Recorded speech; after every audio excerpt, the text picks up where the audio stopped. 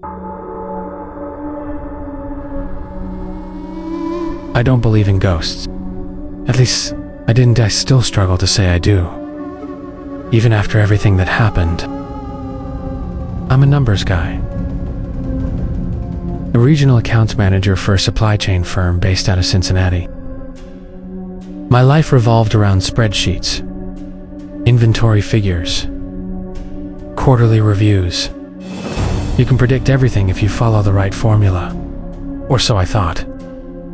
It started in the fall of 2022, just after I closed on a house in a rural patch of Kentucky, a quiet stretch outside Somerset. The property was old, sure, but I liked its isolation. No traffic, no neighbors, just a long gravel driveway flanked by woods on both sides. It felt like a retreat. I didn't know, back then, that isolation could also mean vulnerability. The first few weeks were peaceful. I set up my office, installed a new HVAC, replaced the front deck. I was finally settling into something that felt permanent. Life, for once, had rhythm. Then the smell started. At first, I chalked it up to damp leaves or a dead raccoon under the porch. It had that rotting sweetness, faint but unmistakable. I checked everywhere. Nothing. My pest control guy came out twice. No signs of animals.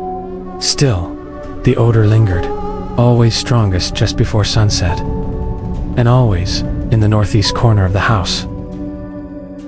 It sounded like fingernails on drywall. Not mice, not rats. This was slow, rhythmic, and deliberate.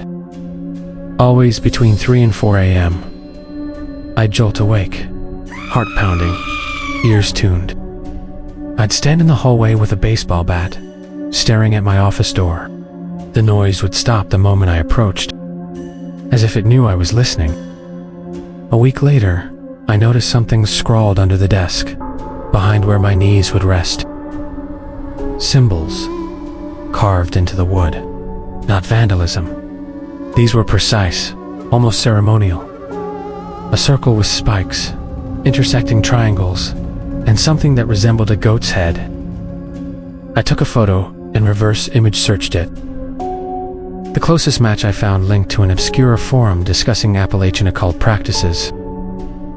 A user claimed it was a binding sigil, meant to trap a spirit, or a person. I told myself someone before me was just a disturbed lunatic.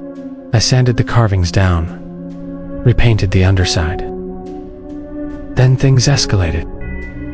My laptop froze one night around 2 a.m. while I was finalizing a quarterly report. I thought it crashed until red letters started appearing, one by one. ICANSEEYOU. I shut the lid. My heart was hammering so hard I thought it might explode. I checked my router logs. Nothing. No open sessions. I ran every virus scan known to man. The machine came back clean. I didn't sleep that night, or the next. Sleep deprivation plays tricks on you. That's what I told myself when I saw the figure. It stood at the edge of the woods near the driveway. A tall, impossibly thin silhouette. Its limbs too long, like something stretched. Just stood there, watching. I closed the blinds and sat in the dark with a kitchen knife clutched in my fist until the sun rose. The next morning, I drove to the county records office. I needed to know who lived there before me. The house had been vacant for 7 years. Before that, it was owned by a woman named Miriam Holt. No next of kin. No listed job. Just property tax payments, made every year like clockwork. Until they suddenly stopped in 2015. An old waitress with tobacco-stained fingers paused when I mentioned Miriam's name. "The witch woman," she whispered, crossing herself. I didn't laugh. Not anymore. She told me Miriam was a recluse, lived alone, rarely left her property. except once a month to visit a place near Pine Knot. Locals said she practiced the old ways. Rumors claimed animals were found mutilated on her land.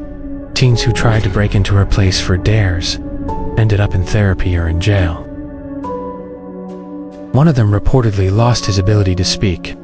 Just stopped talking one day.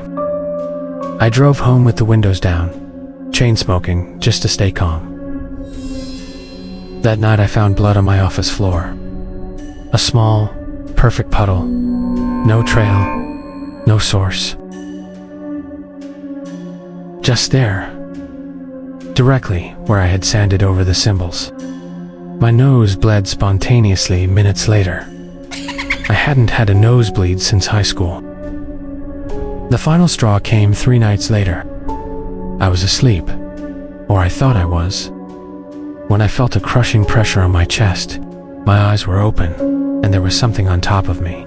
A woman with skin like burnt paper. Her eyes were pits, black and endless, and her mouth kept opening wider than it should, like her jaw was unhinged. She was whispering something. Low. Guttural. Not English. I couldn't move. Couldn't scream. All I could do was cry. When she vanished, the room reeked of sulfur. My bed was soaked with sweat, and the blood from my nose had returned, now smeared across my pillow. Drove straight to a motel in London, Kentucky. Stayed 2 nights, then 3. Then I never went back. A month later, I sold the property at a massive loss. I told the buyer nothing. I know that's wrong, but I needed out. My dreams were still haunted. Every shadow seemed to move. Every bump in the night felt like her coming back. Out of desperation, I contacted someone from that Appalachian occult forum. A man named Owen who claimed to be a folk practitioner. I sent him photos of the carvings, of the house, the smell, the figure in the woods. He replied once, "You were marked." She didn't die. She transferred. The sigils weren't to bind her. They were to bind her successor. You removed them. You took her place. That was 9 months ago. I've moved states, changed my number. I keep the lights on at night. Salt at every window. Iron nails above every door frame. My dog won't enter my home office. He just stands at the threshold and growls. Sometimes, I still smell the rot. Faint. Like a warning.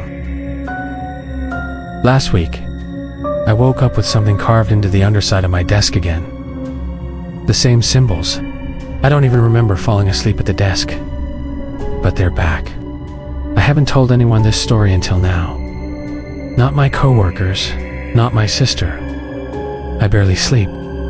I have quit caffeine, changed diets, tried therapy. Nothing helps. I think whatever I disturbed is waiting too. Watching. Maybe it needs something from me. Maybe it's still deciding if I'm worthy. Or maybe I've already been claimed. And the worst part, I don't think I ever left that house. Not really.